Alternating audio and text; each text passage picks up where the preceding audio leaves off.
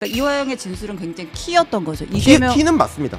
나중에 혹시 정치하실 생각 있으세요? 없습니다. 불출마 선언하겠습니다. 전혀 정치할 생각 없습니다. 예. 네, 자 이번 시간은요 인천지검 박상용 부부장 검사 모실 텐데 역시 뭐 예상을 못했던 바는 아니고요. 분위기는 썩 좋지는 않습니다. 출연 관련된 뭐 다양한 의견들이 당연히 있으실 것 같고요. 네, 이번 의혹 관련해서는 저희가 어제 전용기 의원 모시고 또 충분한 시간을 이야기를 들어봤고 오늘은 그 의혹의 또 당사자인 박상용 검사를 모시고 가능한 저희가 선입견 없이 한번 여쭤보고 서로 다른 주장 여러분께 한번 전해드리면 어떨까, 그리고 올바른 판단을 하실 기회를 좀 드리면 어떨까 싶어서 이 시간 마련을 해봤습니다. 자, 그러면 박상용 검사 모시겠습니다. 어서 오십시오. 예, 안녕하십니까. 네. 예. 요즘에 저희 방송 말고도 한 두세 군데 정도 더 예, 많이 출연하셨던 것 같습니다. 많이 출연했어요. 네. 예. 부담되지 않으세요? 부담 많이 되죠. 예. 예. 왜 이렇게 하시는 거예요, 근데? 근데 방법이 없지 않습니까? 제가 예. 법률적으로 원래 하던 방식대로는 할 수 있는 건 다 했습니다. 그런데 직접 국민들한테 네. 호소드리는 거 외에는 제 방법이 없어서 뭐가 상당히 억울하신 거예요? 사실이 아닌 게 네. 이렇게 여론이나 선동에 의해서 사실로 되면 그냥 안 될 것 같아요. 알겠습니다. 자, 우리 신혜영 기자도 함께 하실 거고요. 안녕하십니까. 네. 어쨌든 뭐 해당 사건의 수사 담당 검사니까 아마 그 사건에 대해서는 뭐 디테일로 들어가자면 뭐 당연히 가장 많이 알고 있는 분일 것 같고요. 그래서 그 디테일 하나하나를 우리가 막 반박하거나 이러기는 뭐 쉽지 않을 것 같고 네. 전체적인 뭐 내용 그리고 이제 최근에 논란이 됐던 그 녹취 관련해서 좀 집중적으로 여쭤보면 어떨까 싶고요. 근데 그 시작할 때 던지셨던 질문에 대해서 저도 약간 좀 궁금증이 있는데 네. 어쨌든 이제 현직 검사시고 네. 담당하는 사건도 있으시고 네. 일을 하셔야 되는 현직 공무원 신분이잖아요. 네, 네. 근데 뭐 저희가 모시기도 모셨지만 네. 다양한 채널에 네. 본인이 먼저 이제 인터뷰를 하고 싶다라는 맞습니다. 요청을 하신 걸로 알고 있거든요. 맞습니다. 근데 약간 좀 부적절하다는 시각도 있는 것도 알고 계시죠? 그럴 수 있죠. 지금 사실 네. 저는 지금 한 거의 뭐 법조는 한 15년이 넘게 했고요. 예. 그리고 검사만 벌써 14년 차인데 네. 한 번도 이렇게 한 적이 현직 없거든요. 검사가 나와서 예. 이렇게 인터뷰를 하는 게 사실 이례적이긴 하잖아요. 내부 게시판에도 제가 거의 글을 올린 적이 없습니다. 네. 항상 저는 배우기를 수사는 공소장, 네. 그다음에 공판은 판결문, 네. 그걸로 말하지 그 외에는 얘기하지 않는다. 네. 예, 그게 제 원칙이었고 그렇게 배워왔는데요. 네. 네. 저는 공소장 판결문로 얘기 다 했거든요. 예. 예. 그럼 이제 그걸로 하셨고 어쨌든 이제 예. 국회에서 이제 정치권에서 예. 국정조사를 한다고 하면 예. 거기서 증인으로 채택도 되셨고 그렇습니다. 예, 거기서 그럼 이제 충분히 이야기를 하실 수도 있는데 그렇지 이게 않죠. 적극적인 예. 왜냐하면 않습니까? 왜냐하면 지금 있고 있는 것은 만약에 제가 조작 의혹이 있지 않습니까? 그러면 그것은 사법 절차 내에서 풀면 저는 사법 절차 내에서 당연히 하죠. 네. 예, 예를 들면 재심 절차를 신청해서 예, 그거에 따라서 재심 개시 결정이 나오면 그 다음에는 공소 취소하실 수 있죠. 왜냐하면 전제가 되는 재판이 없어졌으니까요. 예. 그렇게 하시면 될 건데 네. 지금 상황은 그냥 권력이 여론으로 공소를 취소하려고 하는 거에서 그건 제가 어떻게 대응을 해야 될까요? 이 방법 말고는 대응할 방법이 없습니다. 없다? 예. 네. 근데 이제 저희가 사건의 진실을 모르는 상황에서 이제 어쨌든 민주당이랑 예. 뭐 이제 서민석 변호사 같은 경우에서는 뭐 이건 조작 기소였다. 그래서 네. 여론이 뭐 공소 취소까지 이끌려고 한다라고 하는 거는 예. 사실 어떻게 보면 이제 박서영 검사만의 입장일 수도 있는 거잖아요. 그렇지 않습니다. 지금 상황이 저 국정조사가 네. 사실 공소 취소 국정조사라고 불렸던 것도 아실 거고요. 그리고 요게 끝나면 특검을 하겠다는 여당 대표의 말씀도 있으셨고요. 그리고 지금 국회에서 가장 큰 모임이 뭡니까? 공소 취소를 위한 의원 모임이죠. 네. 이런 모임 전 세계적으로 역사상 있었던 적이 없습니다. 근데 이거 예. 약간 정치적인 해석이 조금 들어간 네. 것 같은데 이제 네. 국정조사에서 어쨌든 실체적인 진실이 밝혀질 것이고 네. 그에 따라서 이제 특검도 추진할 수 있다라는 거지 막 답을 정해놓고 가는 건 아니잖아요. 지금 저는 그 답을 정해놓고 가고 있다고 같다고 생각합니다. 보고 왜냐하면 계세요? 네. 국정조사가 지금 위법하거든요. 지금 국정조사에서 다루고 있는 것은 국정조사에서 다룰 수 있는 일들이 아닙니다. 수사랑 재판을 하고 있어서 네. 우리가 3건 분립이 돼 있는 나라 아닙니까? 그러면 판단은 사법부에서 하고 수사는 행정부 수사기관에서 해야지. 그럼 모든 국가 기능을 국정조사로 해결하면 되겠습니까? 그러면 안 되겠죠. 네. 그러니까 이렇게 위법한 국정조사를 하는 것은 어떤 뚜렷한 목적이 없이는 이루어지기가 어렵습니다. 그러니까 아마 사법이나 행정에서 잘 되지 않았던 부분에 대한 아마 입법부 차원의 뭐 조치겠죠. 뭐 그렇게는 이해를 하면 되지 않을까 싶습니다. 예, 네. 근데 그것은 그렇지 목적이 않습니다. 있다고 이제 판단하실 수도 있고 그게 아니라 아니면, 네. 실정법에 위반되니까요. 근데 이제 그 목적이라는 게 어느 한 방향을 이제 노리고 간다고 이제 생각하실 수도 있고 아니면 기존의 검찰 수사가 너무나 많은 문제가 있어서 이제 그거에 대해서 문제 해결을 위한 입법부의 자체 뭐 조치 이렇게 이제 생각할 수도 있는 거 아니겠습니까? 근데 실정법에는 어떻게 되어 있냐면 네. 왜냐하면은 수사랑 재판이라는 것은 독립성이 중요합니다. 예, 독립성이라는 걸 굉장히 그거를 해치게 되면 그 수사 결과에 대한 것에 어떤 정당성을 얻기가 어렵습니다. 예, 그래서 독립성이 굉장히 중요한 것이거든요. 네. 그렇기 때문에 법에는 어떻게 되어 있냐? 국정감사, 국정조사에 대해서는 네. 관여할 목적으로 돼 있으면 안 된다고 돼 재판에 있습니다. 관여할 수 없다. 그러니까 네. 이쪽 목적이든 네. 저쪽 목적이든 뭐 좋은 재판에 관여할 목적이면 좋은 안 된다는 목적. 말씀이시죠? 수사와 재판입니다. 법적으로는 예, 뭐 그렇게 했죠. 그럼 증인으로 채택이 되셨는데 네. 출석을 할 예정이세요? 예. 제가 위법하고 위헌이라고 얘기하고 예. 국회의원 전원에게 제가 이메일을 보냈었습니다. 네. 예, 이것을 막아달라고요. 그런데 결국에는 강행이 되었고 네. 당연히 위법 위헌하다고 제가 얘기를 하고 있지만 네. 그렇지만 지금 상황에서 만약에 그냥 제가 거기 참여를 거부한다면 예. 또 국민들은 한쪽 의견만 계속 들으시고 그쪽으로 진실이 호도되지 않겠습니까? 네. 그래서 국민의 알 권리 차원에서 나가서 적극적으로 반박을 네. 할 예정입니다. 이제 하나하나 뭐 이따가 네. 뭐 녹취도 관련돼서는 좀 여쭤볼 텐데 그 네. 전에 네. 지금 이렇게 검찰이 뭐 욕을 먹는다, 네. 국민들로부터 신뢰를 많이 잃었다 이 네. 상황이 혹시 억울하세요? 억울하지 않습니다. 억울하진 않으세요? 예, 억울하지 않습니다. 검찰이 예. 잘못했다고 생각합니다. 예, 아, 그리고 그래요? 들어온 녹취와 이런 걸 봤을 때 마냥 뭐 억울하다고만 할 수 없을 제 것 같은. 상태예요? 아니 우리 제 상태는 검찰 제가 말고 감당해야 되고 기본적으로 이제 국민들이 갖고 있는 검찰에 대한 불신, 네. 의심 네. 이런 것들에 대해서는 억울하진 않으시다는 거죠? 뭐 다소 억울한 경우도 있고 네. 좀 강한 경우도 있고 하지만 뭐 그거 감내해야 될 부분이라고 생각하는 경우가 뭐 대부분일 것 같아요. 저는. 지금 현재 검찰청이 네. 이렇게 해체된다든지 뭐 이런 거가 과하다고 생각하세요? 아니면 뭐 그 정도도 충분히 받아들여야 된다고 생각하세요? 그거는 엄청나게 잘못된 일이에요. 그거는 잘못됐다고 생각하시고 예, 그거는 기본적으로 거의 국민에 대한 자해행위라고 생각합니다. 국민들이 그 정도로 의심 내지는 불만 혹은 대단히 검찰이 잘못하고 있다고 생각하는데 그럼 검찰 조직을 그대로 둬야 되는 거예요?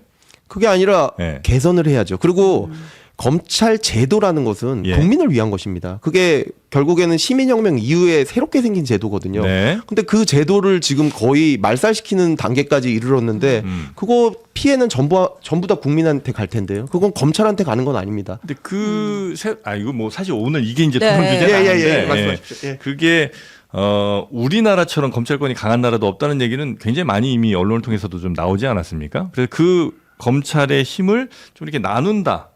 이것도 매우 부적절한 일이라고 보신다는 거예요? 아니요. 지금 대다수의 얘기에서는 지금 예를 들면은 뭐 공수처로 이미 나눠져 있었죠. 네. 예. 그리고 그다음에 거의 대부분의 지금 동의하는 부분은 예를 들면 검찰의 인지수사, 네. 검찰의 수사 개시권을 더 이상 행사하지 않겠다. 그 부분을 나누는 것도 동의가 되어 있었죠. 그렇지만 소추에서 수사와 기소를 완전히 분리한다? 네. 그것은 사실 불가능하고 어떤 나라도 그렇게 하고 있지 않거든요. 그거는 검찰 제도의 굉장히 핵심적인데 검찰이 영어로 뭡니까? 프로시큐터 아닙니까? 네. 소추관인데 거기서 수사라는 것은 증거를 수집하는 일인데 그거를 완전히 분리시킨다? 그건 사실 가능하지도 않고 전 세계 어디도 그런 일을 하는 나라도 없는데 거기까지 간 거는 굉장히 과하다. 심각한 일이 네. 과한 거를 떠나서 굉장히 아주 심각하고 자해행위적인 일이라고 생각합니다. 뭐 여튼 요거에 대한 평가 역시도 뭐 굉장히 네네. 다를 테니까 그렇습니다. 요 정도로 요 부분은 이야기를 좀 마무리하고요.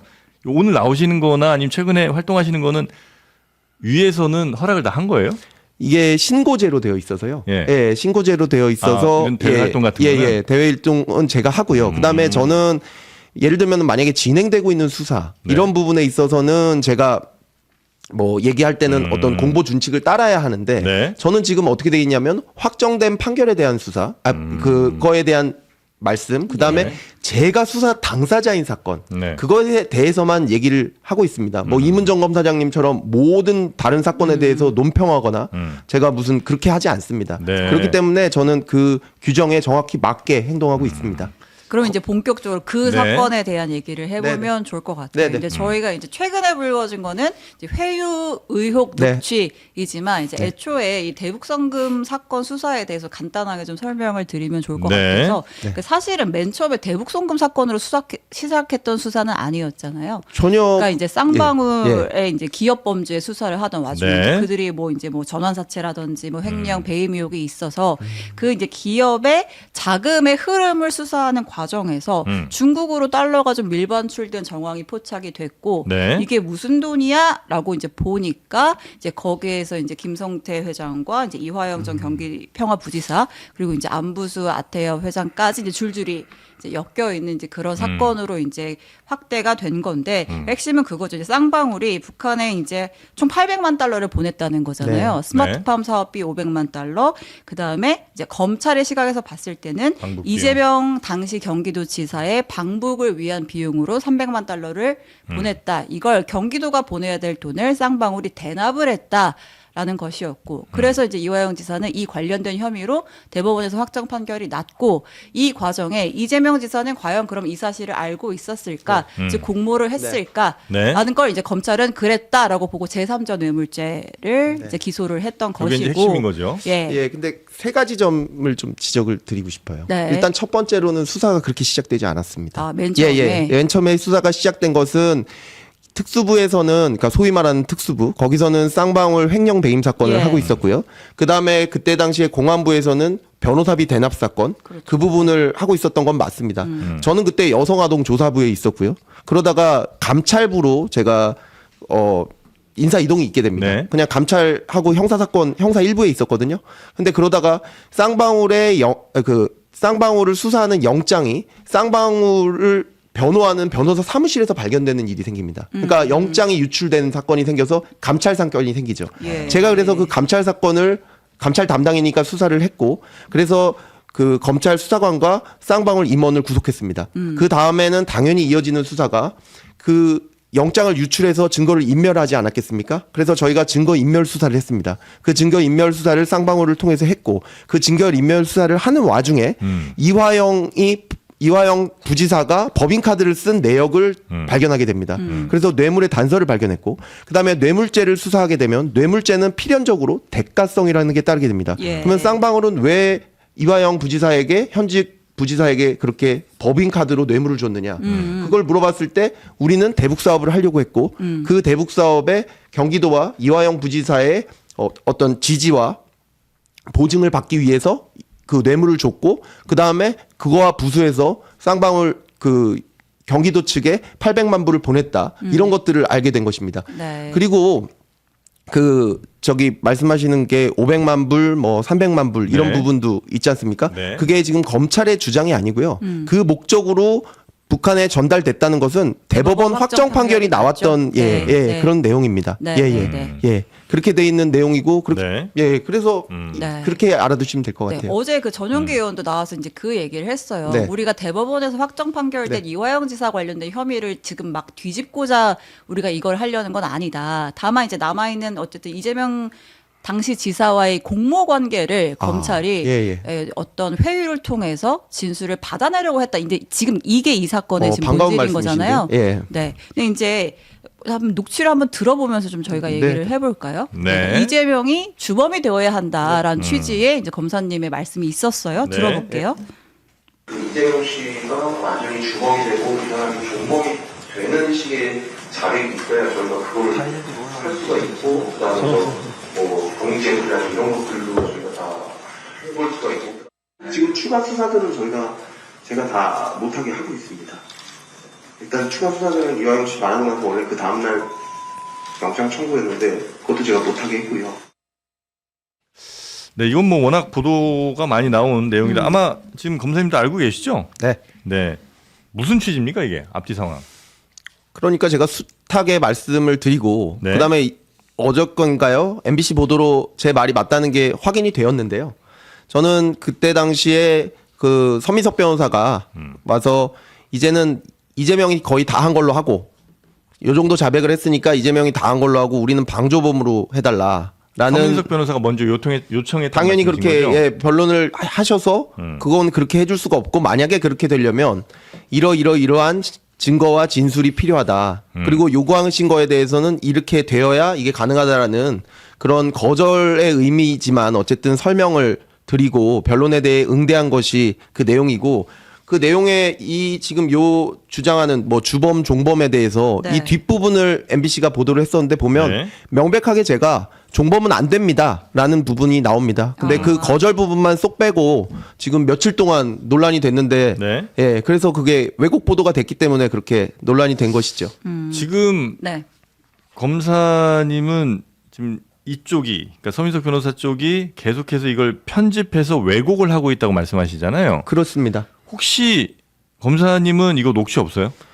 제가 검사인데 어떻게 그런 거 남의 그 통화를 네. 제가 그 허가 없이 네. 허락 없이 그렇게 녹음하고 네. 예 그렇지 않습니다. 저는 단 한 번도 그렇게 녹음한 적 아니 뭐 없습니다. 갤럭시 폰 같은 경우는 그냥 자동 녹음 기능이 있긴 하잖아요. 그래도 그것은 잘못된 것이죠. 왜냐하면은 지금 변호사가 변론을 하는 내용인데 예. 그 내용을 제가 녹음을 한다. 그럼 어디 뭐 그 내용을 가지고 어디 사용하려고요? 아. 지금 이렇게 전화 변론이 이루어진 이유가 변호사가 그 아주 확정적인 변론을 서면으로 하기 전에 저한테 여러 가지 변론 방향을 상의를 하면서 최대한 피의자한테 유리한 방향으로 변론을 하려고 하는 부분인데 제가 그걸 다 녹취해가지고 그 다음에 그 변론 나면 그 다음엔 이건 이렇다 저건 저렇다 그렇게 한다고요?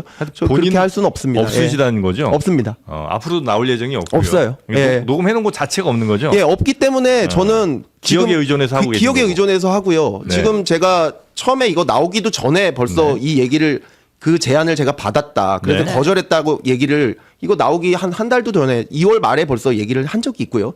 그 내용으로 서민석 변호사한테 일종의 내용 증명을 보낸 적도 있습니다. 네. 예, 예. 그렇게 보낸 적도 있고 그 다음에도 제가 주장하는 것은 전혀 변화가 없는데요.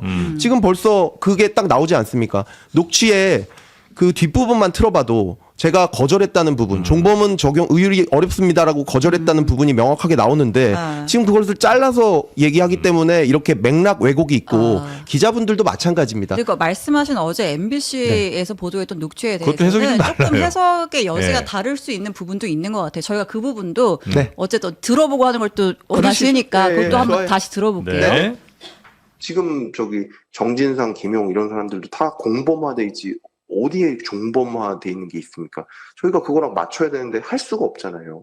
그 이화영 씨 방조범을 할 수는 없죠. 그럼 어떻게 방조범을 할 수 있겠어요? 결국에는 그렇게 하면 둘이를 묶어가지고 이재명과 이화영을 묶어서 아 이거는 김성태 말이 맞고 그러니까 네. 이제 박상현 검사는 그걸 어떻게 방조범으로 할 수 있겠어요. 그러니까 나는 그 제안을 거절했다라는 이제 네. 취지로 말씀을 하신 것 같고, 근데 이 최초의 제안이 어느 쪽에서 있었는지는 사실 저희가 그 당시 상황을 전체를 알지 못하기 때문에 네.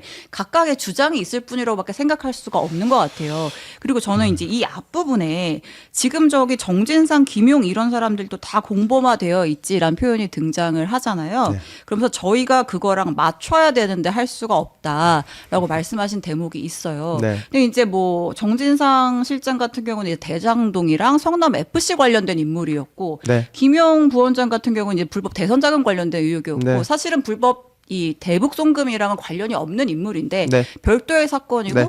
근데 대북 송금은 수원지검에서 했고 네. 나머지 사건은 중앙지검에서 했고 근데 네. 이거를 맞춰야 된다라는 표현이 저는 좀 어색하더라고요. 뭐 그것만 딱 떼가지고 이제 그쪽으로 생각을 하시면 그렇죠. 지금 제가 서민석 변호사랑 통화한 게 수십 네. 통이 될 겁니다. 근데 지금 서민석 변호사 단 한 통도 네. 여보세요 끊겠습니다 이 한 통도 공개를 못하죠. 그리고 다 잘라서 공개를 지금 이렇게 무슨 소위 말하는 살라미식으로 하는데 추가로 공개할 거라고는 뭐 얘기는 합니다만. 근데 원래 공개를 네. 이런 식으로 하면 안 되겠지요. 왜냐하면 그건 맥락을 본인이 독점하는 거니까요. 예, 그렇게 기자분들도 마찬가지잖아요. 내가 이것만 잘라서 맥락은 이렇게 정해줄 테니까 일단 받았어 이 얘기잖아요. 이게 해석의 여지를 독점하는 거기 때문에 당연히 왜곡의 의지가 있을 수밖에 없고요. 제가 말씀을 드리는 거는 뭐냐면 그럼 이 발언의 취지는 아, 예. 뭐였어요? 네. 발언 취지 말씀드릴게요. 이 대장동 사건이라든지 모든 사건이 굉장히 비슷한 구조예요. 그러니까 그 어떤 그 경기도라든지 그다음에 성남이라든지 이런 속에 수장은 항상 이재명 지사 그다음에 뭐 그렇습니다. 그런데 그 밑에 있었던 분들이 항상 혐의에 연루가 되죠. 그래서 이 위에까지 올라가냐 안 올라가냐 이런 부분이 다 문제가 되는데 문제가 여기서 지금 서민석 씨가 주장하는 거는 뭡니까? 우리는 종범으로 해줘라는 거였지 않습니까? 그런데 그 상황에서 그러면 아니 지금 다른 사건도 구조가 비슷한 다른 사건도 종범 의율이 안 되지 않았습니까? 그렇게 일종의 판례나 다른 사례를 들어서 설명을 해주는 것이지 이 사건에서 정진상 김용을 제가 얘기해서 뭐 어떻게 엮는다는 겁니까? 그냥 엮는다 묶는다 이런 말이 아마 끝까지 들어보면 그게 무슨 의미인지 나올 텐데. 서민석 변호사가 그러니까 이화영 씨를 우린 종범으로 해줘 주범 아니고 종범으로 해줘 정범 아닌 이렇게 해달라고 욕을 한 거에 대해서 다른 사례를 들어서 요것도 안 되고 저것도 안 되는데 어떻게 이것만 할 수 있습니까? 라는 취지란 말씀이세요? 그렇습니다. 그러니까 구조가 비슷하다고 해서 답을 정해놓고 갈 수 있나요? 그러니까 그래서 이제 짜맞추기 한 거 아니냐? 결국은 이제 구조가 유사한 모든 사건의 정점에 이재명 지사가 있다라는 답을 정해놓고 짜맞추기 한 거 아니냐? 이렇게 또 당에서는 의심을 하고 있잖아요. 근데 그게 아닌 게 이미 저 진술이 나오기 전에 대부분의 어떤 정황이라든지 모든 증거가 일단은 그 이화영 지사, 부지사, 그다음에 이재명 지사가 공동 정범은 맞다고 결론이 거의 내려진 상태였습니다. 그 증거법상. 그리고 생각을 해보십시오. 이 사건이 뭐 전혀 연관이 없는 사람 두 사람을 하는 사건이 아닙니다. 지사가 방북하는 거에 대한 대가를 북한에 보낸 거고 그것을 업자한테 받은 거예요. 그러면 이화영 씨는 그 지사가 모르게 하려면 지금 말씀하셨잖아요. 전용기 의원이 이화영까지는 알았을지 모르겠지만 그게 이재명 지사까지 알았는지는 우리가 모르겠다. 그 부분을 제가 얘기하는 어저께 것이다. 그 전용기 의원의 발언을 조금만 더 이제 부연을 하면 이제 이재명 당시 지사에 대한 언급을 구체적으로 하진 않았고 어쨌든 이화영 재판은 이제 끝난 것인데 이화영을 되돌릴 수사하는 생각은 과정에서의 어떤 이제 검찰의 수사 과정에서 뭐 형량 거래라든지 이러한 부당한 의혹이 있으니까 이제 그거를 따져보겠다는 취지다 이제 이거였고요. 그러니까 지금 말씀하시는 게 재판 자체는 어쨌든 인정하겠다는 취지인데 안 할 방법은 사실 없죠. 재심을 하시면 되죠. 대법원 아까도 당연하죠. 지금 조작 수사를 했다고 말씀하시는데 대한민국 국민 전원이 단 한 분만 빼고요. 전원 다 이 상태에서는 재심을 신청합니다. 그런데 지금 전혀 다른 절차로 하시겠다는 거잖아요. 만약에 이제 국정조사가 끝나고 나서 검찰의 잘못된 행동들이 만약에 확정적으로 드러난다면 그걸 근거로 재심을 신청하실 수도 있겠죠. 저는 그렇게 하면 완전히 찬성이고요. 그 부분에 대해서는 완벽하게 제가 완전 승복하겠습니다. 걱정하고요. 뭐 다른 뭐 그거 그게 제 증거와 관련해서 돌아와서 하나만 좀 짧게만 여쭤보고 다음 넘어가면 그러니까 이제 증거가 뭐 A, B, C, D, E 나오니까 이 증거들을 종합해 보건데 어떤 사람이 이런 혐의가 있고 이 혐의에 대해서 이렇게 입증이 된다. 이렇게 아마 갈 것 같아요. 저는 뭐 법을 잘 모르겠습니다만. 근데 이제 어떤 사람이 이런 혐의가 있는 것 같아서 A, B, C, D, E의 증거를 거기다 이제 갖다 껴 맞추면 안 되는 거잖아요. 그 순서가 이제 잘못된 거잖아요. 그건 맞나요? 그렇죠. 그러니까 그렇죠. 지금 말씀하시는 거는 표적 수사를 하면 안 되는 거 아니냐 이런 말씀. 그렇겠죠. 그런데 지금 이제 뭐 전윤기 의원 주장이나 아니면 뭐 서민석 변호사 주장이 대체로 그런 것 같아요. 근데 증거들이 만약에 ABCD가 다 마련이 되신 거잖아요.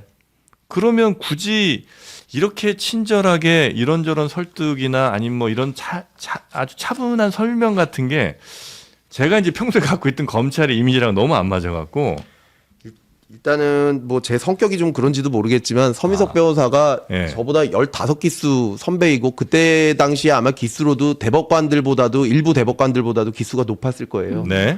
그리고 선배님이시다. 사법연수원 사법연수원 교수도 하셨고 그래서 제가 뭐 당연히 엄청나게 예우를 드리고 그다음에 그 옛날 분 같이 계속 전화하시고 이런 것도 제가 최대한 응대를 드리고 사실 저런 주장 안 하시거든요. 그러니까 일반적으로 변호인하고 검사가 이렇게 많은 통화와 많은 상담을 하지는 않죠. 뭐 그거는 가능할 수도 있겠지만 그래요? 예, 뭐 그 사안에 따라서는 다를 수 있고 그게 변론권에 도움이 된다면 사실 네. 뭐 검사가 그거에 오히려 협조해 주는 게 좋은 거 아니겠습니까? 그러니까 변호사는 얼마든지 시도하거나 아니면 노력할 것 같긴 해요. 네, 왜냐면 내가 의뢰인을 뭐 형량을 네. 낮추기 위한 별별 노력 다 할 거 아니에요. 네, 네. 그래서 이런저런 설득이든 뭐 읍소든 할 텐데 네. 검사들이 그렇게 전화를 잘 받아주고 알겠습니다. 아니면 이건 이렇게 하시면 안 되고 이건 저렇게 하셔야 이게 맞는 거고 이런 설명들을 잘 해주시나. 이게 뭐 사건도 워낙 좀 민감하고 좀 네. 어려운 사건이었고요. 큰 사건이었으니까 제가 좀 더 신경을 쓴 건 맞습니다. 예, 아. 그리고 워낙에 또 뭐 법조의 약간 원로 같은 그런 분이었고요. 예. 네, 어쨌든 그 이재명 당시 지사와 관련된 사건도 직접 수사를 하셨고, 네. 그래서 이화영, 이재명 네. 사이의 공모가 입증이 됐다라고 보신 거잖아요. 그러니까 이화영의 진술 외에도 예. 물증이 충분히 확보가 됐나요? 네. 그러니까 저희가 사실 이화영의 네. 진술을 없이도 네. 기소를 하지 않았습니까? 예, 그러니까 제가 의문인 건 네. 그거예요. 만약에 다른 증거가 있다라고 하면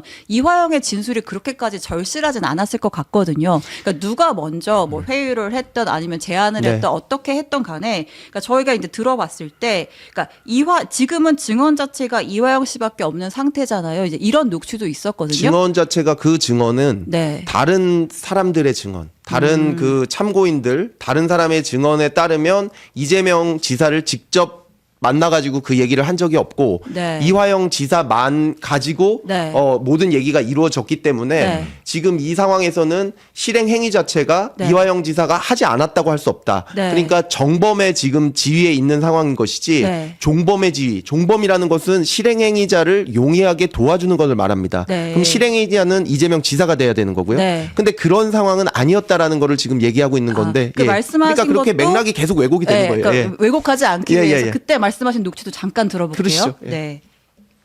아무 자백이 안 돼 있는 거죠. 저희가 써먹을 아니, 수가 그러니까 없어요. 이재명 지사를 어느 정도 할 수는 있는데 그 이화영 씨는 300만 불에 대해서 얘기를 안 하니까 300만 불은 결국에는 이화영 씨 단계에서 딱 끊기는 거고 지금은 증언 자체가 이화영 씨 밖에 지금 없는 상태잖아요.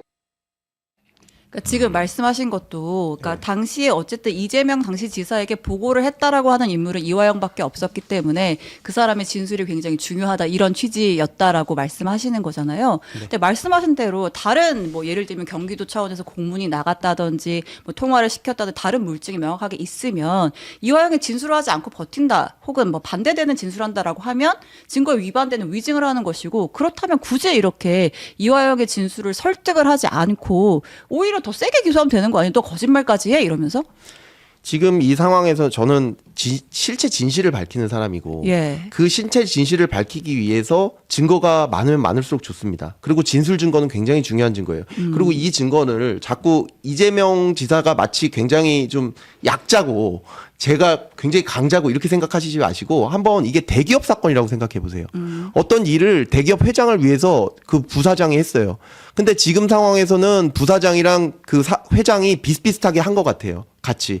근데 지금 이렇게 얘기합니다. 검사님 사실은 이거 회장님이 다 하시고 저는 도와주기만 한 거예요. 라고 하면 제가 그거 듣고 그래도 뭐 둘이 한 거는 맞으니까 그냥 뭐 가서 그냥 저기 꼭 세게 그냥 뭐 내가 더 증거 수집하지 말고 그냥 끝내자. 이렇게 하는 게 그러면 맞다는 말씀이신가요? 그렇지 않죠. 오히려 훨씬 더 개연성이 있는 것은 그 본인의 이익을 위해서 본인의 기관이잖아요. 부지사는. 그 부지사를 사용했던 사람이 자기 이익을 위해서 그걸 사용했는데 그러면 그 상황을 더 밝히는 게 제 임무 아니겠습니까? 이재명 지사의 예상되는 이익이라고 하는 거는 북한에 가서 방북을 하고 예. 그다음에 그거를 정치적인 어떤 에너지를 쓴다? 그렇죠. 맞나요? 예, 맞습니다. 그 예. 의도나 뭐 그런 거에 대해서 누가 증언한 적은 있나요? 뭐 그거는 경기도 지사에도 너무 많았고 이재명 지사 스스로도 말씀하셨고 네. 이화영 부지사가 인터뷰한 내용도 너무 많고 경기도 내 공문도 너무 많고 아니 그러니까 그 방북을 해서 내가 이걸로 어떻게 한번 해보겠다 이런 얘기를 한 적이 있어요? 그런 얘기까지야 없죠. 그렇지만 그건 네. 모두가 알고 있는 데다가 2018년도에 북한을 정말 가시고 싶었는데 못 가신 그 정황은 뭐 명백하지 않았겠습니까? 근데 그 문재인 대통령이 네네네. 그 안 데리고 주셔가지고요. 그렇죠. 근데 북한을 가려면 네, 우리나라에서는 적어도 통일부 승인이 있어야 되는 거 아니에요? 그렇죠. 근데 그러니까 이 쌍방울을 어떻게 한다고 해서 통일부도 갑자기 승인을 내줄 리는 없는 거잖아요. 통일부 승인을 받으려고 이화영 씨도 많이 했었고요. 통일부 승인이 만약에 합의가 돼서 북한에서만 오케이 한다면 받는 게 어려운 게 아닙니다. 통일부의 승인이라는 맞습니다. 게. 근데 만약에 말씀하신 것처럼 그 문재인 정부 당시에 문재인 정권에서 이재명 지사의 방북을 뭐 정치적 이유가 됐든 혹은 뭐 개인적인 뭐가 됐든 원치 않았다면 네. 제 아무리 쌍방울이고 누가 이렇게 로비를 하건 뭘 해도 안 보내줬을 거 아니에요. 안 보내주면 끝이고. 글쎄요. 그거는 좀 달리 생각해야 되고 이거랑 좀 다른 어떤 정치 내부적인 문제인 것 같은데요. 네. 만약에 북한에서 김정은 위원장께서 경기도 지사님의 방북을 환영하고 초청합니다. 이렇게 딱 냈는데 그리고 그때 2019년도에 2월 달에 하노이 노딜로 상당히 많은 국민들이 아쉬워했었습니다. 북한 간의 관계가 분명히 개선될 줄 알았는데 그게 개선되지 않았고 한 번 정도는 더 어떤 기회가 주어지지 않을까 이런 거에 대해서 굉장히 아쉬워했었던 상황이었거든요. 그거는 아마 여론으로 명백합니다. 왜냐하면은 예, 그 상황에서 김정은 그 위원장이 그렇게 발표를 한다. 네. 그때 통일부가 이거는 우리 문재인 대통령이랑 약간 정적 관계에 있으니까 안 해준다 이렇게 하기 어려웠을 아니, 근데 겁니다. 그거는 네. 저 같은 사람이나 뭐 기자님이나 이렇게 한번 추정 정도는 해볼 수 있지만 그러니까 지금 다 추정적인 이야기들이. 그러니까 이제 검사님은 예. 그러니까 미래의 어떤 일에 대해서 뭘 하시는 분은 아니고 예. 과거 이 사람들이 저질렀던 일에 대해서 증거를 잡고 판단을 하시는 걸 거 네네. 아니에요. 예. 그러니까 만약에 문재인 정부가 혹은 뭐 북한이 이렇게 태도를 바꾸고 이렇게 하면 문재인 정부가 이렇게 허락할 수밖에 없지 않을까? 요거 상상은 검사님의 역할은 아닌 거 아닌가요? 혹시? 그러니까 지금 네. 말씀하신 게 그 부분까지는 사실 저기 경기도나 그다음에 쌍방울에서 그런 작업을 계속 했거든요. 네. 그러니까 그 작업은 그 둘은 충분히 된다고 생각하고 한 겁니다. 그 전에 보십시오. 그 이화영 씨가 벌써 2번이나 평화부지사가 되자마자 바로 북한을 갑니다. 2번이나. 그 통일부 승인이 다 났었고요. 그다음에 그때도 저 안부수 씨도 굉장히 여러 번 북한을 갑니다. 예, 이런 것들이 다 통일부 승인이 났었습니다. 그런데 그게 방북을 추진하기 위한 게 거의 목적이 명확했거든요. 근데 그때도 통일부 승인이 다 났는데 그러면은 그때도 안 났어야 되는 거 아닙니까? 이게 실제로 방북이 실현될 가능성이 있었냐 없었냐는 이거는 뭐 쟁점은 네네. 아닌 것 네. 같고요. 네. 그러니까 이제 제가 궁금한 건 그거예요. 이화영의 진술이 이재명 지사의 혐의를 입증할 마지막 퍼즐이었어요? 이게 없이는 다른 확실한 증거는 없었어요? 아닙니다. 그게 이렇게 보시면 될 것 같아요. 지금 이 사건을 어떻게 보시면 좋을 것 같으냐면요. 그러니까 이화영 부지사가 이재명 지사 모르게 이 일을 추진했다는 것은 이화영 부지사가 이재명 지사를 의도적으로 속인 게 나와야 됩니다. 그러니까 이거는 모를 수가 없다는 거예요. 예를 들면 이화영 부지사가 이재명 지사를 방북시키기 위해서 북한에 공문도 4번 보내는데 그 일정이 굉장히 타이트합니다. 네. 근데 그거를 모를 수 있느냐. 그다음에 쌀 10만 톤을 보낸다고 한다. 그게 뭐 한 5천억 됩니다. 비용이. 근데 그거를 전혀 모르는 상태에서 할 수 있느냐. 그다음에 모든 출장을 갈 때 그 보고를 다 합니다. 근데 그거를 전혀 이재명 지사 모르게 할 수 있느냐. 그다음에 경기도에서 국제대회를 해서 북한을 부를 때 그때 쌍방울이 굉장히 많은 액수의 돈을 지원합니다. 근데 이 모든 것을 이재명 지사 전혀 모르게 이화영 부지사가 정결권을 행사할 수 있느냐? 그렇지 않습니다. 그러니까 이 판단은 어떻게 되어야 되냐면 이 독립적으로 부지사랑 지사가 이렇게 있는 게 아닙니다. 부지사는 지사의 일을 큰 부분을 할 뿐입니다. 네. 그러면 이재명 지사가 당연히 안다고 보는 게 오히려 추정적인 부분이고 예, 물론 그러니까 그 상당한 증거도 있고 예. 잠깐만요. 여기서 이것을 만약에 부인하려면 오히려 이 사람이 독단적으로 움직였던 그런 증거들이 나와야 되는 것이지 네. 이 사람의 진술이 없으면 이게 끊어지는 건데 그러니까 지금 네. 전제가 다르잖아요. 이 사람의 진술이 없으면 이게 끊어지는 건데 네가 이 사람의 진술을 억지로 끌어냈다. 이 전제가 아니고요. 이 사건 자체의 성격상 둘의 관계는 너무나도 밀접한 상황이고 사실상 그런 거랑 같잖아요. 지사가 머리면 그 부지사는 아무리 해도 어쨌든 손발이잖아요. 네, 그러니까 예. 이제 말씀하신 내용을 쭉 해보면 그럴 예. 수밖에 없는 관계였다라고 하는 게 그러니까 일종의 간접 증거처럼 느껴지는 거거든요. 예, 예. 실제로 지시가 있었고 내가 오더를 받고 보냈다라고 한 명확한 진술은 없는 상황에서 그러니까 이화영의 진술은 굉장히 키였던 거죠. 이재명 키는 맞습니다. 키였던 그렇죠. 거는 예. 그러니까 네.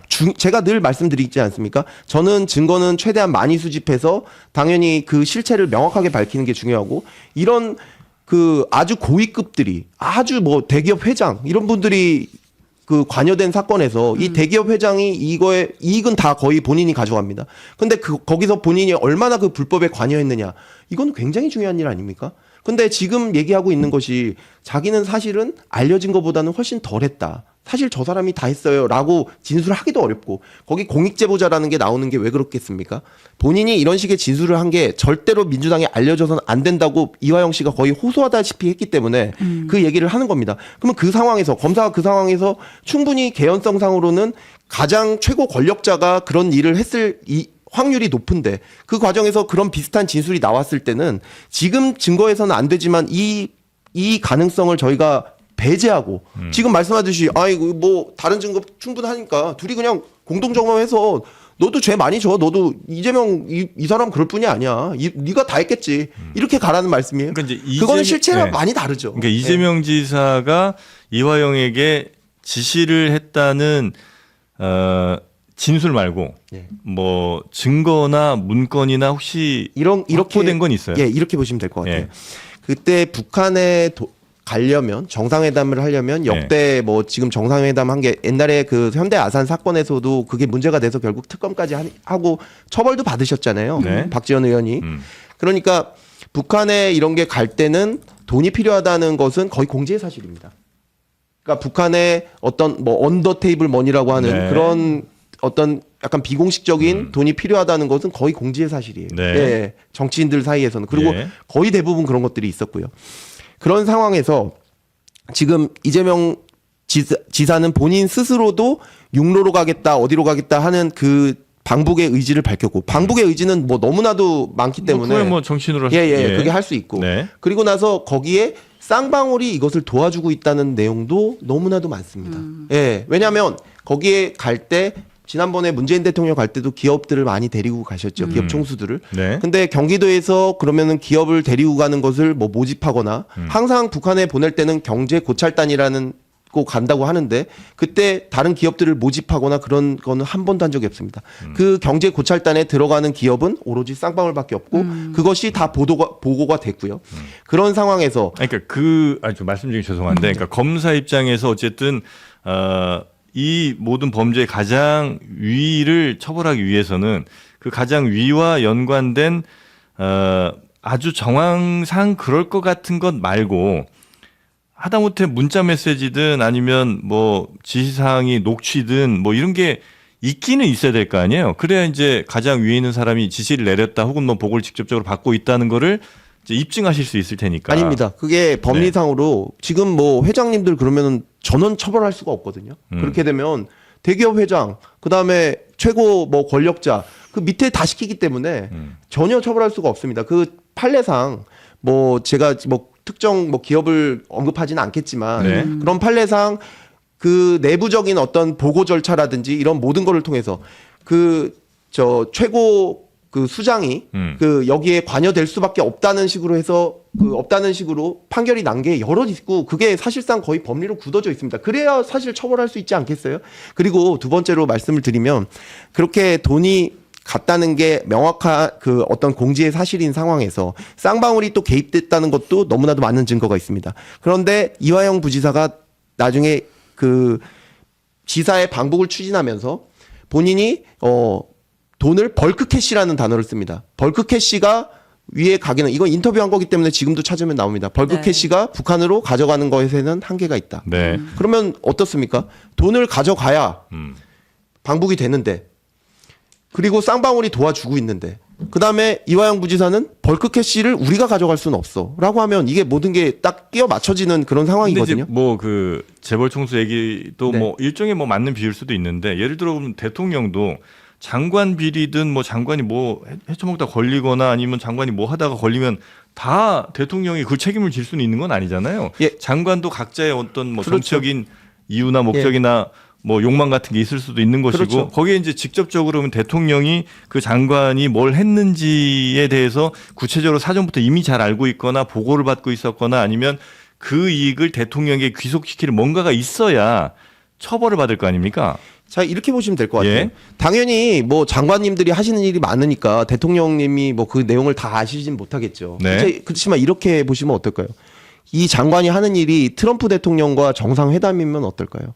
그 내용을 통해서 본인이 경제적 이익을 어떤 특정 기업한테 주고 자기도 경제적 이익을 얻고 그다음에 자기는 정치적인 이익도 얻고 이런 사안에 따라서는 절대로 그 최고 그 수장이 모를 수가 없는 그런 사안이 있는 겁니다. 당연히 이 사안 같은 경우에는 지사의 방북을 추진하는 거 아니겠습니까? 그리고 근데 지사의 방북이 되게 숨길 일은 아니잖아요. 되게 부끄러운 일도 아니고 몰래 그렇습니다. 돈 먹는 일도 아닐 텐데 네. 그러면 이재명 지사가 당연히 야 방북 좀 이렇게 추진해봐. 예. 뭐 문서로 남기든 아니면 뭐 문자로 하든 전화로 해서 뭐 녹취를 남기 충분히 그거는 부끄러운 일이 아니고 뭐 안 좋은 일이 아니기 때문에 부지사한테 얼마든지 지시할 수 있잖아요. 근데 그게 방북에 대해서는 명확한 증거가 없다는 아니요. 게 방북에 대해서는 증거가 너무너무 많죠. 방북을 추진한 거에 대해서는 너무나도 증거가 많죠. 지금 뭐 말씀하시는 거는 네. 오히려 거기에 쌍방울이 개입돼 있고 쌍방울이 돈을 내냐 안 내냐 이 부분이 사실 문제인 거지. 그렇죠. 예. 방북 부분은 너무나도 증거가 많습니다. 음. 예, 그러니까 방북 부분에 대해서는 당연히 확실한 증거가 있는 거고요. 그러니까 방북을 메이드하는 과정에서 네. 쌍방울이 쌍방울이 활용이 경기도를 위해 되느냐. 이 예. 돈을 대납을 했느냐가 이 사건의 이제 그렇습니다. 불법 대북 송금 네. 사건의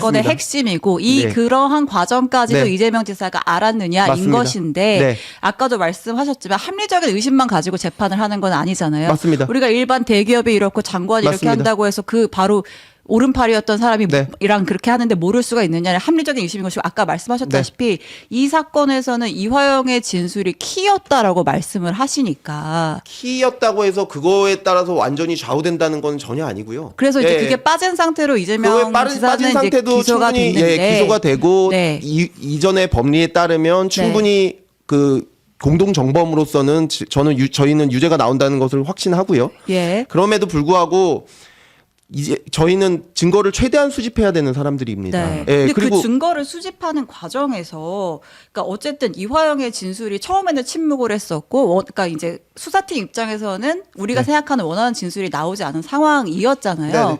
이제 그런 상황에서 좀 약간 저는 이제 수사의 방식에 대해서 좀 네네. 여쭤보고 싶은데, 네. 그러니까 이제 이른바 형량 거래를 하려는 거 아니었나 싶은 대목들이 어떤 있어요. 거요? 형량 거래를 하려는 예, 거 예, 아니야 예. 싶은 대목들도 있어요. 네. 그리고 이제 말씀하신 녹취를 들어보면 우리가 누구 수사도 안 하고 있고 누구 수사도 안 하고 있고 네네. 법인카도 이제 그것도 안 하고 있고 하니까 네. 변호사님 다시 한번 가가지고 어제 저랑 한번 또 만났거든요. 그러니까 다시 한번 가서 좀 만나서 얘기 좀 네네. 들어보세요. 라고 하는 걸 보면 이렇게까지 했어야 했나 싶은 생각이 들긴 하거든요. 예, 뭐 제가 예. 솔직히 그 내용이 아마 전체가 다 공개가 된다면 조금 더 그 맥락을 잘 아실 수 있을 텐데 그게 뭐 전화 한 통도 지금 공개를 못하는 상황에서 이렇게 잘라서 공개를 하면 뭐 그렇게 생각하실 수도 있을 것 같아요. 그리고 네. 그 서민석 변호사가 아까도 말씀드렸듯이 저보다 뭐 굉장히 연차가 많으신 분이고 제가 뭐 좀 시시콜콜하게 그렇게 얘기를 뭐 안 해도 됐을 것 같은 것까지 좀 시시콜콜하게 얘기를 하면서 어쨌든 사건을 잘 이끌어 보려고 했던 거는 뭐 사실인 것 같아요. 근데 그렇습니다. 자백을 하면 선처를 한다. 이거는 그냥 우리 법의 원칙인 거지 그게 형량 거래 아닙니다. 그리고 형량 거래라는 것은 검사가 플리바게닝이라는 것은요. 검사가 거래를 했을 경우에 그게 최종적으로 결론이 납니다. 마치 확정 판결처럼. 그게 형량 거래 플리바게닝이고요. 근데 제가 할 수 있는 것은 형량 거래를 할 수가 없습니다. 왜냐하면 그것은 법원의 권한이니까요. 다만 저희는 의견을 낼 수가 있죠. 한덕수 총리에 관한 사건도 보면 검찰이 의견을 냈지만 법원이 알아서 뭐 7년이나 이상 형량을 선정하지 않습니까? 근데 저는 약간 거기에 대해서는 좀 동의하기가 어려운 게 물론 이제 실제로 형량을 아니요, 제가 때리는 그럼 거는 말씀을 마무리할게요. 재판부인데 네. 예. 근데 그러면 저희가 그거에 맞는 형량 부분을 네. 해야 되고 네. 그다음에 그거에 맞는 의유를 해야 됩니다. 예. 그게 맞는 의유를 그러니까 결국에는 저희가 무슨 뭔가를 그렇게 조율을 했다고 하더라도 그것은 전부 다 재판부에서 검사를 받아서 그게 통과가 돼야 효과가 나는 겁니다. 네. 그거를 누구보다도 잘 알고 있는 게 20년 이상 재판을 한 서민석 변호사예요. 네. 그렇기 때문에 지금 거기서 형량 거래를 아무리 한들 네. 이게 어차피 먹히지 않는 거라는 걸 당연히 만약에 이 사건을 그냥 뭐 없앤다든지 이렇게 하는 거는 당연히 문제가 있겠지. 네. 그렇지만 그 내부적으로 자백을 했을 때 선처를 하는데 그러면 우리가 자백을 했을 때 어떤 선처를 받을 수 있는지에 대해서 묻고 답하는 것. 지금 보석, 그다음에 추가 영장 청구를 안 하는 것. 그거는 다른 지금 그 구속된 피고인들도 모두 같이 갖고 있는 권리입니다. 근데 그거를 오로지 그 이재명 지사가 사실은 좀 네. 자기보다 주범이라고 주장하는 사람은 절대 그걸 주장하면 안 되는 겁니까? 오히려 지금 상황에서는 네. 지금 그 녹취는 6월달 녹취는요. 오히려 이화영 저 서민석 쪽은 이재명 지사가 다 했고 우리는 빼달라 이런 예, 입장이었고요. 저는 예. 오히려 지금 증거상으로는 둘이 같이 한 입장이다. 오히려 이재명 대통령을 좀 옹호하는 입장이었다는 게 그러면 또 저희가 그렇게 엮으려고 했던 게 아니라는 게 오히려 밝혀지는 거 아닙니까? 그러니까 오히려 저희가 진짜 엮으려고 했으면 그래 그럼 종범으로 나가. 그리고 우리는 진짜 주범으로 해줄게 이렇게 했어야지. 제가 아니 지금 증거상 이게 전혀 안 되고 만약에 근데 그게 맞을 확률도 있지 않습니까? 진짜로. 왜냐면은 그게 최고 권력자랑 그게 아닌 사람의 얘기니까요. 근데 이 사람이 다 했다고 했을 때는 그 가능성은 열어둬야죠. 네. 열어두면서 수집을 하면서 동시에 그게 법에 맞게 되어야죠. 제가 말씀드리는 것은 자백을 했을 경우에 선처한다. 그리고 제가 해야 될 일은 실체 진실을 밝히기 위해서 증거를 수집한다. 이 대원칙과 적법한 범위 내에서 어긋나는 것은 전혀 없었습니다. 네. 저는 자백하면 단순히 네. 자백하면 선처한다 이런 원론적인 얘기가 아니라, 그러니까 이제 실제로 그러니까 검찰은 구형을 하지만 땅땅땅 때리는 건 재판부야. 네. 우리가 뭐 플리바겐이 할래야 할 수가 없어라고 네. 하지만 검찰이 가진 권한은 어떠한 혐의로 기소를 하느냐인 거잖아요. 어떠한 특가법상 뇌물죄로 할지 뭐로 할지 방조죄로 할지 거기에 따라서 구형량이 정해지는 것이고 네. 그 범위 안에서 재판부가 이 형량을 때리는 건데, 그게 그러니까 이 내용을 보면 단순히 같은 혐의를 적용할 건데 자백하면 선처해줄 게가 아니라 너를 방조범으로 볼 수는 없지만 종범과 주범 관계로 봤을 때 너의 혐의가 이만큼 줄 수 있고 지금 이렇게 가면 10년부터 시작하는 거 아니에요? 이런 대목들이 있잖아요. 그거는 지금 좀 섞여 있는데요. 지금 그거 5월 25일자 지금 녹취 말씀하시는 맞습니다. 거잖아요. 그거는 지금 서미석 변호사가 전혀 다른 그 태도와 변론 전략이었기 때문에 네. 그리고 그때 당시에는 10년 이상이라고 하지만 그게 최저 형량이 10년이거든요. 제가 법령 설명한 거에 불과하고요. 아니 제가 그걸 만약에 좀 이렇게 위협을 하려고 그랬으면 네. 법정 최저한을 얘기하면서 위협을 하지는 않았을 거 아니겠습니까? 예. 이게 그렇습니다. 아까도 말씀하셨듯이 그러면은 검찰이 이거 조율하면은 그게 다 그렇게 된다. 예를 들면 이재명 대통령은 특가법상 뇌물로 기소하고 네. 이화영은 특가법상 뇌물을 빼면 그러면 이재명 대통령의 그 혐의가 제대로 되겠습니까? 예, 똑같은 액수의 혐의로 기소를 하는데 이 사람은 빼고 이 사람은 넣는다? 그거 불가능합니다. 그러니까 그거는 어떤 유기적인 절차상 이게 네. 전혀 안 되는 것을 물론 그 일반인들의 관점에서는 네. 검찰이 마음대로 할 수 있는 거 아니야? 이렇게 생각할 수 있지만 네. 그게 안 된다는 건 너무나 잘 알 수 있고 그다음에 네. 한 가지 정말 고려해 주셨으면 좋겠는 것은 이거는 제가 무슨 뭐 피의자나 그 일반인과 어린아이랑 대화하는 게 아닙니다. 아니 뭐 예. 예, 이분은 저보다 훨씬 더 경력도 선배고, 많고 예. 훨씬 더 이 내용에 대해서 잘 아는 사람과 지금 대화하고 있는 건데 예. 그거에 대해서 그러면 이분 얘기는 제가 지금 만난 지 얼마 되지도 않아서 뭐 좀 얘기를 하면 바로 회유됐다는 말씀이신가요? 반대로 생각하면 네. 이분이 그냥 정말 그냥 피의자 법률 지식이 없는 분이라면 또 다를 텐데 설명일 수 있는데 이분은 어쩌면 검사님보다 더 경험도 많고 심지어 부장판사까지 하신 분 아니에요. 자백하면 선처한다는 거 그분이 더 잘하실 거고 그다음에 형량을 얘기한다는 것도 형량을 이분이 모르시지 않을 텐데 뭐냐면 본인이 피의자가 어떤 혐의가 있고 이게 어떻게 구형될 거 뻔히 아실 테니까. 근데 검사가 이렇게 하면 10년입니다라고 설명을 하는 건 그 사람이 모르는 걸 설명하는 게 아니고 나 그 정도 할 수 있다는 의지를 나타낸 것으로 그 사람은 당연히 왜냐하면 다 서로 법률 전문가들이니까 그렇게 받아들일 가능성이 높은 거 아니에요? 내가 지금 검사인데 이렇게 하면 10년입니다 라고 얘기하는 거는 법 모르는 사람에겐 설명이지만 법을 잘 아는 사람에겐 이 검사가 지금 10년 이상 때리려고 한다는 얘기구나 라고 받아들이겠죠. 아니 그거 제가 좀 그게 다 섞여 있어가지고 조금 설명을 네. 드려야 될 것 같아요. 그 서미석 변호사는 완전히 태도가 극과 극으로 변합니다. 변론 전략이. 그거 조금만 설명을 드릴게요. 지금 맨 처음에 공개됐던 녹취는 6월 19일자 녹취였고요. 그다음에 전용기 의원이 공개했던 녹취는 5월 25일자 녹취였죠. 근데 5월 25일자 녹취를 보면 서미석 변호사의 변론 전략은 어떤 거였냐면 일단 무조건 이화영이 다 갖고 간다. 그리고 절대 이재명 배신하지 않는다. 그리고 나중에 우린 사면 받는다. 이게 전략이었습니다. 그때 당시의 전략은 그랬고 제가 그래서 아니 그게 말이 되냐. 도대체 대통령이 될지 뭐가 될지도 모르는데 사면을 바라고 그 피의자가 자백하려는 걸 막고 그렇게 하는 게 그게 변론권 내에 있는 말이냐. 사실 그 내용이 내포가 된 거고 거기서 이렇게 되면 10년 이상 될 수밖에 없다는 것은 최저 형량이 법률상 최저 형량이 10년 이상이라고 적혀 있어요. 그러니까 제가 말하는 건 10년 이상 이런 얘기를 하는 것은 아니 법률상 변론을 하셔야지.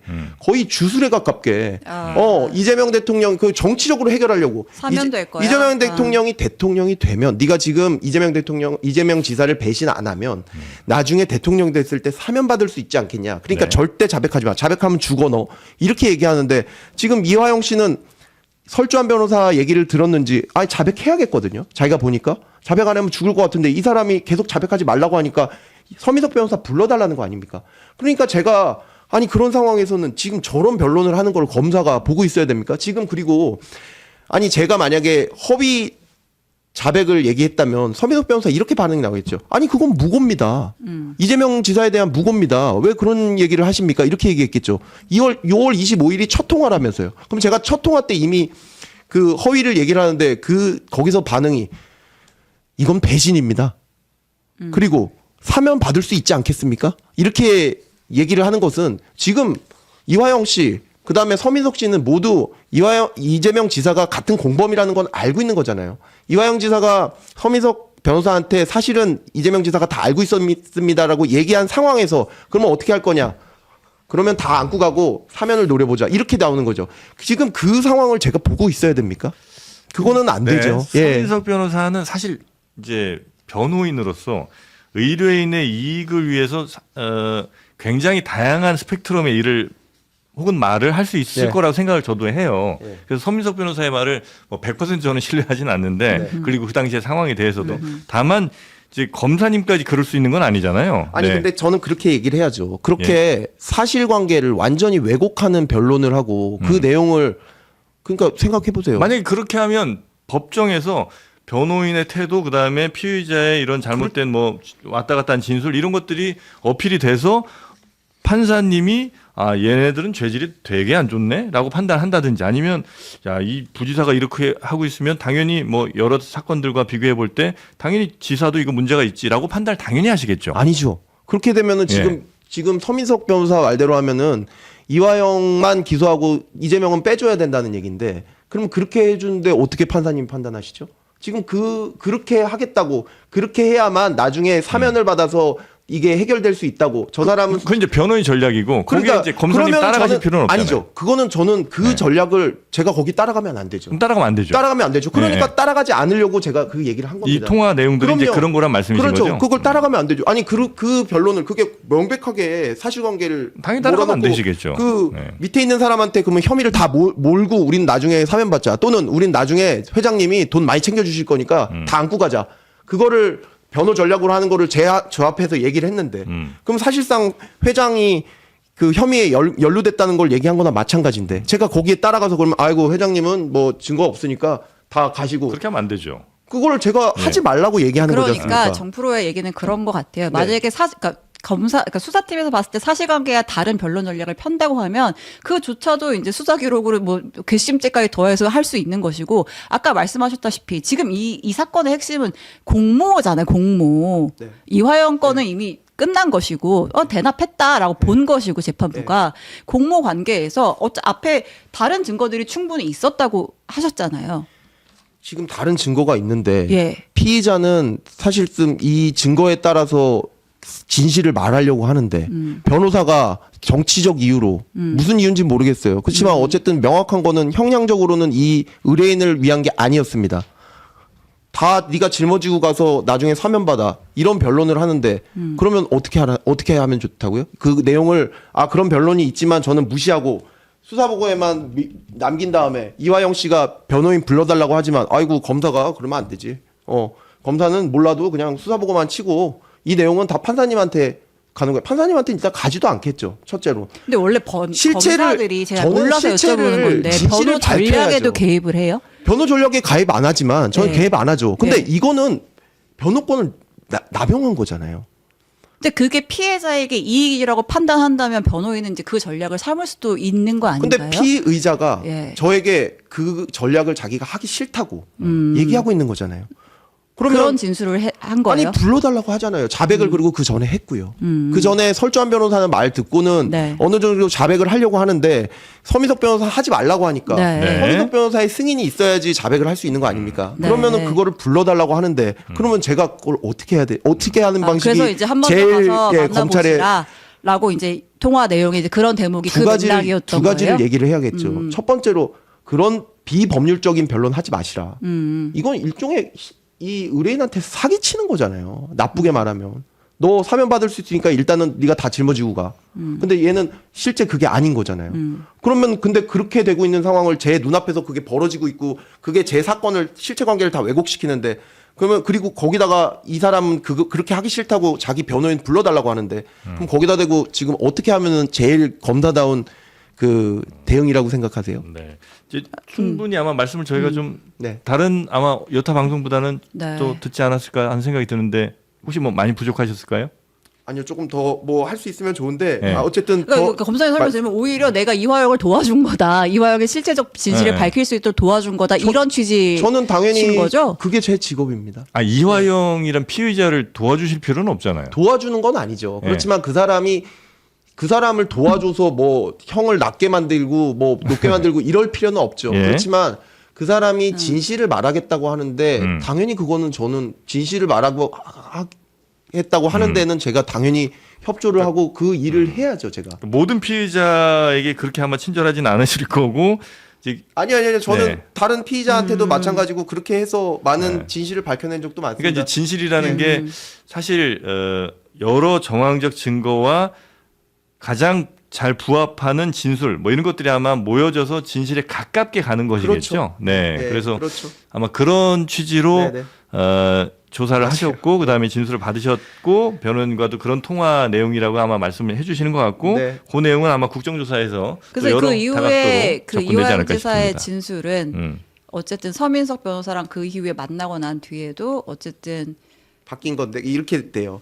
5월 25일까지는 예. 수사는 설주한 변호사, 재판은 서민석 변호사가 하고 있었거든요. 예. 그러니까 설주한 변호사가 하고 있었는데 어쨌든 한 그 열흘 전에 5월 25일 열흘 전에 어느 정도 자백을 했다고 하고 네. 그러니까는 자백을 더 하고 싶으니 서민석 변호사를 불러달라고 하는 통화가 5월 25일 통화지 않습니까? 예. 그리고 그 이후에 설주한 변호사가 김현지 씨 전화를 받고 잘립니다. 예. 잘리고요. 그 다음에 서민석 변호사가 다시 변호인이 되는데 네. 그때 저희에게 얘기했던 것이 그러면 일단 자백이 나왔으니까 그러면 이제는 완전히 180도 바뀌어서 종범으로 이제는 해줘? 이재명 지사가 다 한 거고 우리는 빼줘.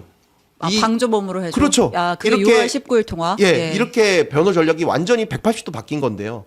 그렇게 바뀐 거에서 이제 저는 어쨌든 저는 법률에 맞게 해야 되는 거기 때문에 아니 그렇다고 해서 이렇게는 지금 안 된다라고 얘기를 하는 거고 그다음에 아까 말씀하셨듯이 법률을 왜 설명해 주냐. 저는 서민석 변호사한테 법률을 설명해 주기보다는요. 지금 증거상 이 정도의 자백이 이렇게 돼 가지고는 정범 종범이 될 수 없습니다.